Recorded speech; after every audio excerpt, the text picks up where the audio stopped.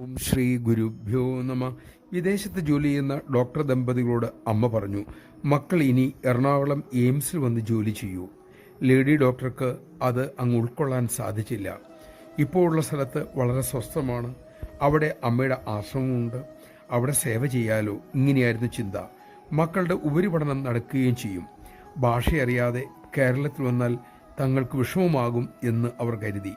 ഇങ്ങനെയൊക്കെ മനസ്സ് വക്കീലിന്റെ പണി നടത്തിക്കൊണ്ടിരിക്കെ എറണാകുളം ആശുപത്രിയിൽ നിന്നും 2 ഡോക്ടർമാർ അവരെ വിളിച്ചു.